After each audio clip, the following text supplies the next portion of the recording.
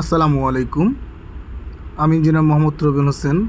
আজকে আপনাদেরকে নিয়ে আসলাম একটা নতুন প্রজেক্টে, যেটি সচরাচর করা হয় না কিংবা দেখা যায় না। আমরা যে প্রজেক্টটিতে আসলাম, এই প্রজেক্টটিতে রেক্টোফিটিংয়ের কাজ করা হচ্ছে। আপনারা উপরে দেখতে পাচ্ছেন রুফ বিম ভেঙে ফেলা হয়েছে এবং ছাদ স্ল্যাবটুকু ভেঙে ফেলেছি।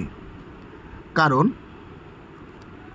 আমরা যে স্ট্রাকচারটি করেছিলাম, সেই স্ট্রাকচারটিতে কাঙ্ক্ষিত স্ট্রেন্থ না আসার কারণে এটি ভেঙে ফেলা হয়েছে।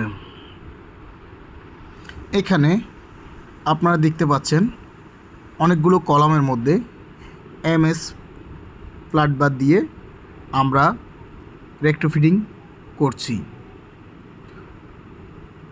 কলামগুলো দেখতে দেখা যাচ্ছে এক ধরনের ফক্স উঠলে মানুষের যেরকম দেখা যায় ওই ধরনের।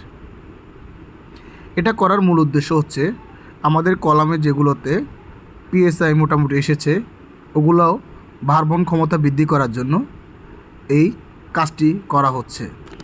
এই কাজটি করার পরে আমরা পুনরায় যেন কলামের এই ধরনের পরিস্থিতি দেখা না যায়, সেজন্য আমরা ওয়্যার মেশ দিয়ে 2.5 ইঞ্চি ঢালাই করব। আসসালামু আলাইকুম।